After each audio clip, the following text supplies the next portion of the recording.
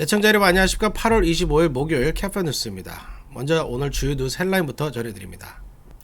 리버사이드 지역에 어젯밤 폭우로 인한 돌발 홍수가 발생해 10번 프리웨이 동쪽 방면 일부 도로가 유실돼 극심한 교통 정체가 빚어지고 있습니다.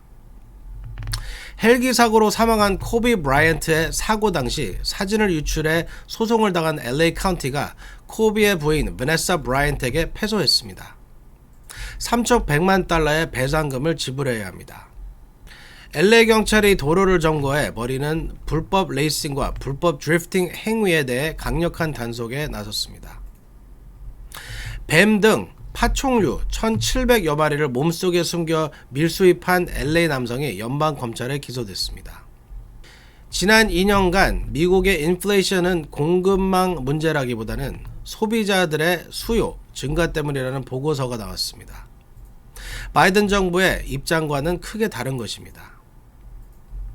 미국인 200만 명이 롱 코비드 후유증으로 직장에 복귀하지 못하고 있는 것으로 나타났습니다. 텍사스 초등학교 총격 사건에 부실 대응해 인명피해를 키웠다는 비난을 받아온 경찰서장이 파면됐습니다. 이상은 오늘 전해드릴 주요 뉴스 헬라인들입니다. 8월 25일 목요일 캐파 뉴스 지금부터 시작합니다. 여러분, Let's go. 자신의 주택을 소유하는 것은 꿈을 이루는 것이기에 많은 캘리포니아 주민들이 코로나19 이전에는 모기지를 절대로 미납하지 않았습니다. 팬데믹은 우리 모두에게 큰 타격을 입혔습니다. 우리는 새롭게 시작할 수 있습니다. 코로나19 기간 동안 모기지를 미납했었다면 캘리포니아 모기지 구제 프로그램이 여러분의 주택을 지켜내는 데 도움이 될 수 있습니다. 미납금을 만회하도록 구제금을 대출기관에 직접 지불합니다. 수수료도 없고 되갚을 필요도 없습니다. 자격이 되는지 지금 알아보세요. camogigirelief.org. 네, 오늘 첫 소식은 리버사이드에서 발생한 돌발 홍수 소식입니다. 어젯밤 폭우로 홍수가 발생해 10번 프리웨이 도로 일부가 통째로 휩쓸려 사라졌습니다. 지금 10번 프리웨이 특히 동쪽 방면에서 극심한 체증이 빚어지고 있습니다. 피터장 기자가 보도합니다. 리버사이드 카운티에 폭우로 인한 돌발 홍수가 발생해 10번 프리웨이 동쪽 방면 일부 구간 도로가 홍수에 휩쓸려 유실됐습니다. 24일 저녁 8시경 리버사이드 카운티 조시아 추리 국립공원 인근 블라이스 지역에는 갑작스런 폭우가 쏟아졌습니다. 이로 인해 블라이스에서 서쪽으로 30마일 떨어진 10번 프레이 애리조나주 경계 지역에는 홍수가 발생해 동쪽 방면 일부 구간 차선이 통째로 휩쓸려 나갔습니다. 켈트란 측은 도로가 유실된 10번 프레이 동쪽 방면 차선 등 양방향 통행을 약 12시간 정도 제한하다 임시 우회로 공사가 끝난 25일 오전 9시경 일부 통행을 허용하고 있습니다. 이 지역은 캘리포니아와 애리조나 주 경계 지역으로 차량 통행량이 많은 곳이어서 상당한 정체가 이어졌습니다. 도로 유실 직후 당국은 10번 프레이 양방향을 모두 차단했으나 서쪽 방면 안전이 확보되자 서쪽 방향 통행을 허용했습니다. 이날 리버사이드 카운티 조시아 추리 지역에는 천둥 번개를 동반한 폭우와 강풍이 몰아쳤고 폭우로 인한 돌발 홍수까지 발생했습니다. 현재 도로가 유실된 10번 프레이 동쪽 방면 블라이스 구간은 차선 한 개만 개통된 상태여서 극심한 체증이 빚어지고 있습니다. 하지만 팜스프링스 방면 10번 프레이 통행에는 지장이 없는 상태입니다. 지금까지 카플라 뉴스 피터장입니다. 네, 헬기 사고로 숨진 코비 브라이언트의 사진 유출 문제로 부인 베네사 브라이언트가 LA 카운티를 상대로 제기한 소송에서 승소해 1,600만 달러 보상금을 받게 됐습니다. 제프리 기자가 보도합니다. 블랙맘바 코비 브라이언트의 시신 사진을 유포한 LA 카운티가 소송으로 최소 1,600만 달러를 배상하게 됐습니다. 연방 배심원단은 LA 카운티 소속 경찰, 소방관들이 코비 브라이언트의 시신 사진을 불특정 다수에게 유포한 것에 대해 LA 카운티에 1,600만 달러를 배상하라는 판결을 내렸습니다. 코비의 아내 바네사 브라이언트는 사고로 사망한 남편 코비와 딸 지아나의 사후 사진을 무단 유출, 공개한 혐의로 LA 카운티 정부를 상대로 소송을 제기했었습니다. 이들이 가족들과 동료, 술집 바텐더를 비롯한 불특정 다수에게 사후 사진을 공개해 사생활을 침해하고 정신적인 고통을 주었다는 것이 이유입니다. 바네사와 함께 소송을 제기한 크리스 체스터 역시 1,500만 달러의 보상금을 받게 됐습니다. 당시 헬기에는 체스터의 아내와 딸이 탑승하고 있었습니다. 결과적으로 LA 카운티는 총 3,100만 달러를 바네사와 체스터에게 배상해야 합니다. 코비 브라이언트는 지난 2020년 농구 경기를 위해 둘째 딸과 체육관으로 향하던 중 헬기가 추락해 사망했었습니다. 유출된 사진은 당시 현장에 출동했던 소방관들이 현장 대응을 하는 과정에서 찍은 것입니다. 바네사는 언제든지 당시 사고의 사진이 SNS에 올라올 수 있다는 생각에 너무나 고통스러웠으며 특히 다른 딸들이 사고 사진을 보게 될까봐 걱정스러웠다고 증언했습니다. 지금까지 카플라 뉴스. 네, LAPD가 칼을 빼들었습니다. 최근 주말 저녁마다 LA 곳곳에서 벌어지고 있는 불법 도로 점거, 레이싱이나 드리프팅 행위에 대한 강력한 단속에 나섰습니다. 제니박 기자가 보도합니다.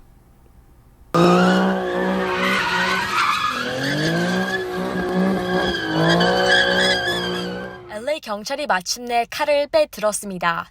최근 LA 지역에서 끊이지 않고 발생하고 있는 도로 점검, 불법 레이싱과 드리프팅 등에 대해 강력한 단속을 시작했습니다.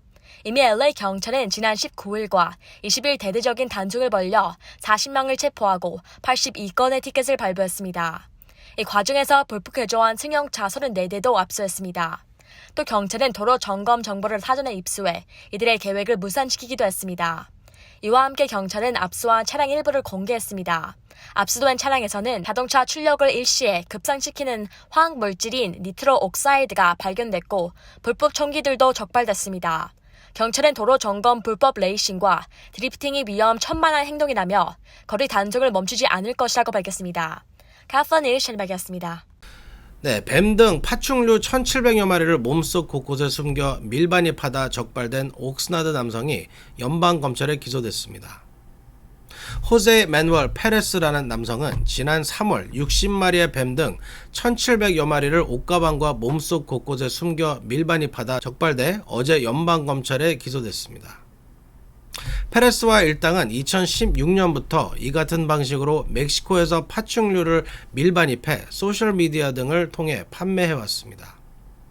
페레스는 멕시코에서 수집한 파충류를 텍사스 알파소를 통해 반입해 이를 다시 옥스나드 자신의 집으로 운반해 전국의 파충류 수집가들에게 판매했다고 합니다.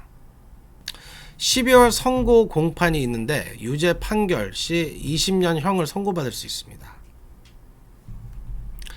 네, 한인타운 유명 한식당 광양불고기가 폐업해 아쉬움을 주고 있습니다. 서울에서 맛집으로 유명한 광양불고기는 9년 전 한인타운에서 개업해 LA타임스가 캘리포니아 100대 식당으로 지정할 정도로 LA에서 맛집으로 유명했습니다. 광양불고기는 지난 22일 식당 문을 닫고 앞으로 서울에 있는 식당 경영에 집중할 것으로 알려졌습니다. 광양불고기 업주는 서울의 광양본가, 광양불고기, 서석대 등 식당 3곳을 운영하고 있습니다.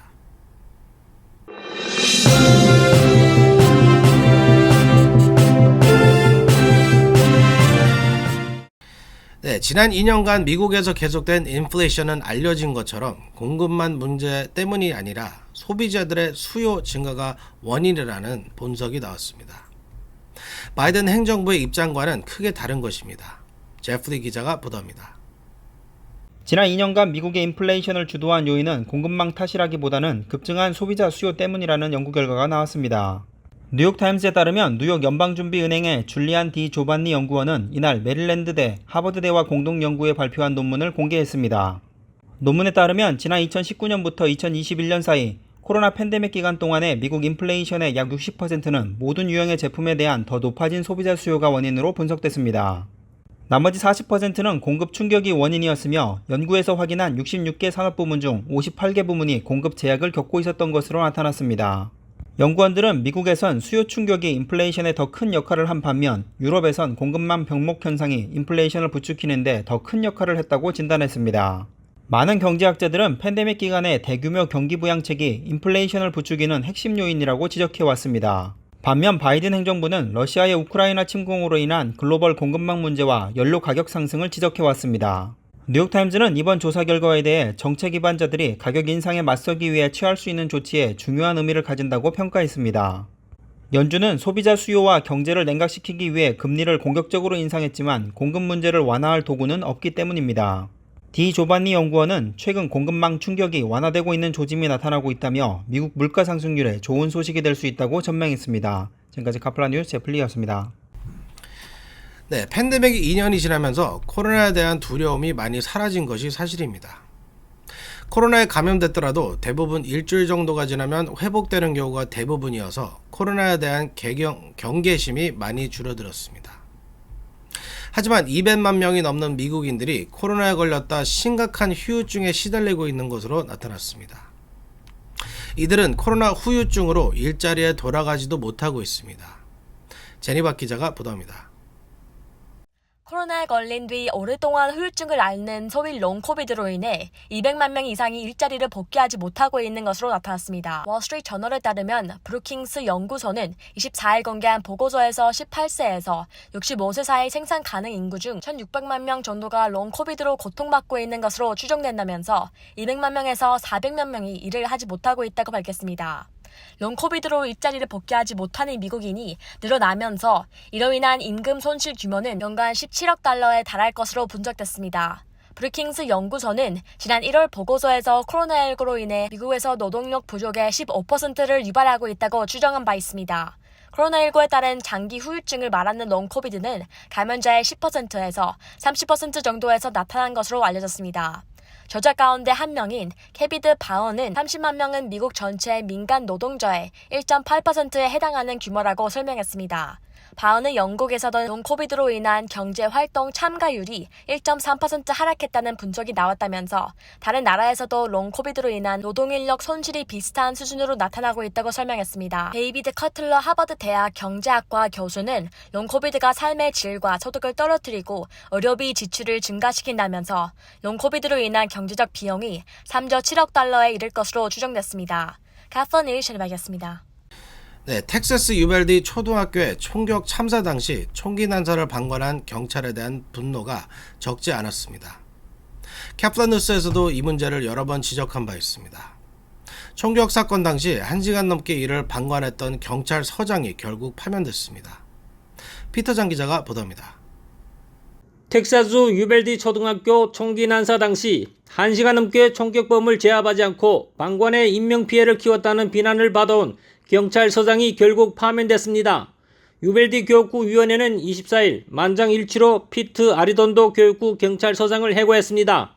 아리돈도 서장은 5월 24일 유벨디 럽 초등학교에서 어린이 19명과 교사 2명이 사망한 총기 참사와 관련해 해임된 첫 번째 인물이 됐습니다. 자녀를 잃은 부모들은 투표 현장에서 눈물을 글썽이거나 아리돈도 서장을 겨냥해 비겁자라고 외치는 등 흥분이 가시지 않은 모습을 보이기도 했습니다. 럽 초등학교 학생이 한 학부모는 아리돈도 서장이 해고만으로 끝나서는 안 되며 이것은 오랜 과정의 시작일 뿐이라고 추가 징계를 요구했습니다. 아리돈도 서장은 18세 총격범이 교실에서 범행을 저지르는 동안 진압 명령을 제시하지 않은 채 인력과 무기 지원을 기다리며 대기했습니다. 나중에는 자신이 현장 지휘관이라는 사실을 몰랐다고 변명해 유족과 지역사회의 공분을 샀습니다.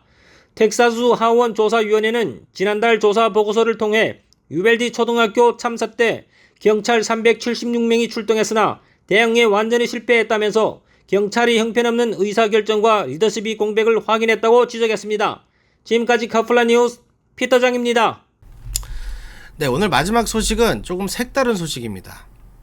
광견병에 걸린 여우가 뉴욕주 한 주택가에 나타나 한 여성을 공격하는 영상이 공개돼 화제입니다.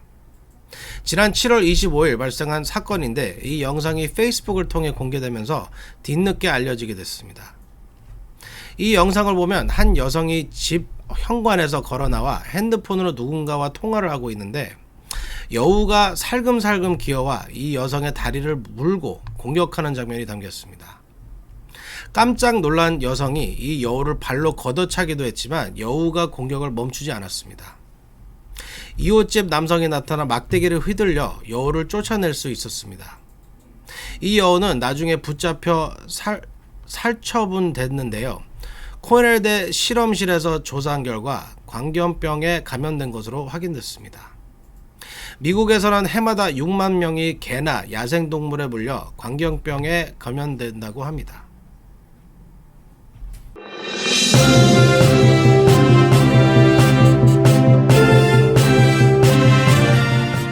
네, 오늘 준비한 소식은 여기까지입니다. 리버사이드 지역 폭우로 10번 프리웨이 동쪽 방면 도로 일부가 유실돼 체증이 빚어지고 있습니다.